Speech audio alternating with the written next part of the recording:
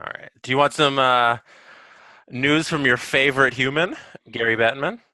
Oh, sure. I was like, wait, who's my favorite human? the Jesse, man wait, who's you're already here. the man who's banned from the show. One of the few, one of the So many. he said on Tuesday during a call with, I believe it was San Jose's like business district or something. It was like a virtual call, and he told San Jose's business alliance that shutting down the 1920 campaign and not handing out the Stanley Cup is not something I'm even contemplating. I believe that's that if the right time comes and the right circumstances based on all of the options that we're considering and our ability to execute them, we'll get this season done. I don't want to sound Pollyanny. Do you know that word? Pollyanny, but Mm, canceling is too easy a solution. That means you stop working hard to do all the things that we're doing, and I ultimately believe that there will be an opportunity. yeah, okay. So First of all, what do you take from that? first of all, I'm Also, very concerned with myself that the first thing I thought of was polyamory, the reality show about couples who about thruples. thruples and quadruples and double couples. I don't know what you call them. But okay, I want to sort of. Sometimes when you talk a lot, Mm-hmm. um, the message gets confused, and sometimes I get confused with my own message. Can I just say that Gary Bettman in that said a lot of things that I like. Mm-hmm. That I like. The idea of just scrapping the season and not even trying to resume it. I No, of course you should try. Mm-hmm. You should try to come up with ideas. The past couple shows have been getting frustrated because it seems like it's a different, complicated idea from scratch each and every time. What do you think of this? What do you think of that? And I'm like, oh, like I feel like I got to be an event planner slash doctor slash all sorts of things. And I'm like, yeah, I don't know, man. Play hockey. Yeah. Like do this system, do that system. I I was sort of you and Adam had a much more logical, level-headed approach last time, but I'm sort of the opinion um, if you're going to do some sort of thing with 24 teams, what's another 7? Like you can't be like, well, we got like how many people are on 24 teams? 24 times 20, Plus their right? training staff and everything. We're talking 1,000 people. Yeah, it's 480 if it's 24 times 20 skaters. And then you add, yeah, 100 for the amount of just training staff and head coaches. Yeah. And We're talking and about like almost 600, 800 people, somewhere in there. and and some of you might be like, well, they could get sick, and if you invite the other 7 teams, they could get sick and they can spread it. I'm with you. Mm-hmm. I get it. But if it's safe for 1,000 people, could it not be safe for like 1,500 Right. or whatever it is? Or if it's safe for 800 people, could it not be safe? I only want this to happen if it's safe. And people are acting like I got some axe to grind, like I don't want hockey back. Are you aware of who you're listening to? I want I want hockey back so bad. So bad. I've made like 3 videos on my channel over the past month. I've made a bunch for Sportsnet, but that's all classic stuff. I want hockey back very badly, and I'm happy that the NHL is trying to bring hockey back, and I'm happy that they're trying to resume the regular season, which it sounds like they're trying to finish out the regular season. And listen, they're coming back because they need money. So I'm like, why? You surely make money off of those dozen. Let's not pretend like a dozen NHL regular season games isn't a lot. Um, and and just like again, if it's safe, if you come up with a system that is safe for the playoffs, which is 2 months, surely you can make a system that is safe for 3, right? And Mm-hmm. if you can't, you shouldn't be doing any of it. It's not, oh well, we're unsure, so we're gonna. There's no half measures here, in my opinion. Again, I'm not a friggin' doctor or an event planner or any of that stuff. But if you can come up with some sort of scenario that is safe to have the full playoffs, or more than the full playoffs, which is what we had proposed last show, 24 teams instead of 16. If you can come up with something that is safe for that, surely you can come up with something that is safe to finish the NHL regular season. And if you make exceptions, fine. I can see how that, like Detroit, you're right, does not need to play in Sure. terms of the standings. But I'm sure their owner wants them to play. But I'm their owner sure wants them to play. their business dealings wants them on the ice so they can make some money.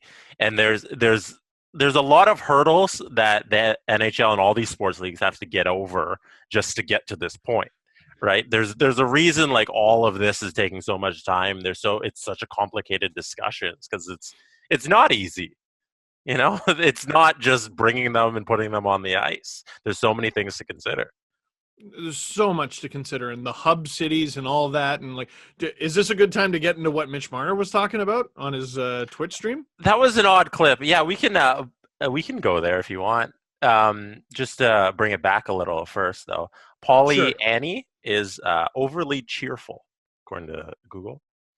So Bettman didn't want to sound overly cheerful, but he's working very hard to bring back the NHL season. Yeah. And also dialing it back. It's Gary Bettman. Like, this is his job. Yeah. Gary Bettman's job is not to talk about the doom and gloom of the National Hockey League. It's to talk about how everything is great, unless the players ask for more money, and then it's not. Then it's a completely different discussion. We're shutting that down.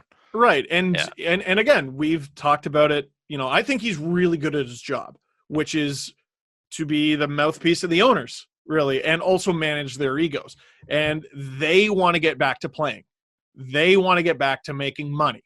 Mm-hmm. And so Bettman's job is to get up there and be like, yep, we're coming back, and it's going to be great, and there's going to be bouncy castles and ice cream, and there will be a Stanley Cup.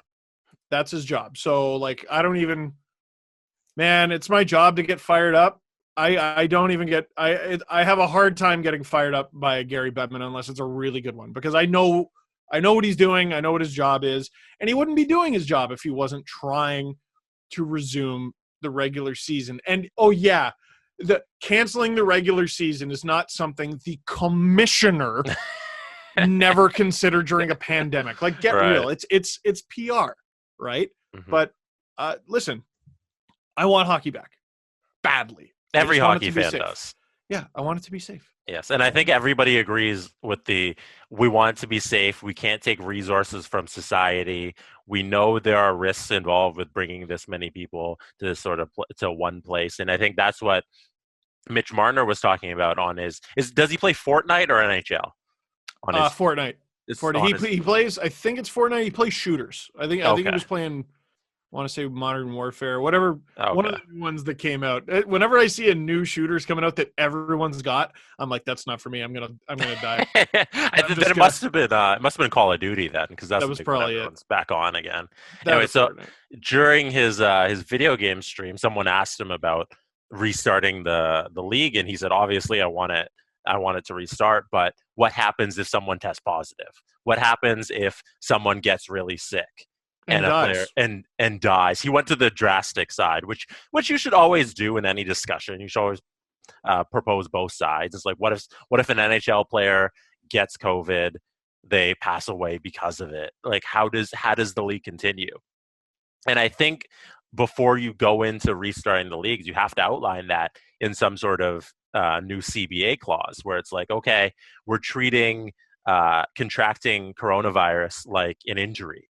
I think is the only way you would be able to do that, because you can't, once you start the season, I don't think there's a way to end it again. So sure there is. You know what? There is, but it's not, once you get going, is that the right angle you want to go for, Well, I agree with you that if you start up and have to stop again, you stop it for good. Then you're done. Then we're canceled, right? Yeah, and then you start building towards next season, January.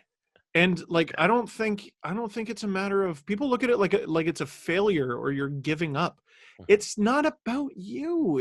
This is unprecedented in our lifetime, which sounds like something we've heard far too often in our lifetime. But it is, unless you are like 100 years old, which I saw a very interesting interview with a British gentleman who was 100 years old, and he had a lot of fascinating things to say. But unless you're 100 years old, you've never experienced anything like this. And if you are 100 years old, you don't remember it. Right. There was a 104-year-old that just recovered from coronavirus. That's We were talking unbelievable. about her today. It's incredible. Yeah. Yeah. And you know, Mitch is talking about Max Domi, or he referenced Max Domi, who has diabetes, right? And I don't we've all read 1,000 things. Again, I'm not a doctor. I don't remember if people with diabetes are affected even worse. I guess they are, based on what he said. Um, but I heard an interesting quote, and I think it had something to do with there were a couple viral videos going around of people getting like kicked out of a Red Lobster somewhere and just losing their mind. And someone goes like, damn, you're really willing to die for Red Lobster. Hmm. And a brilliant response that I saw was, no, it's, are you willing to kill for Red Lobster? You know what I mean? If every NHL player got COVID, Hmm. would a single one of them die? I don't know. I don't know. Let's say none of them do. They all have it. They're all carriers. They can all spread it. And it, I don't know. I'm just getting into a bunch of things that people are sick of, but Right. it's not about fear. It's not about caving into the virus. The virus doesn't give a shit. It doesn't care. It does not care. And stop acting like this is a run of the mill event. People get sick all the time. Yeah. And every time they do, we try to prevent it and try to cure it. And this thing's brand new, right? So it was refreshing to hear Marner be as frank as he was.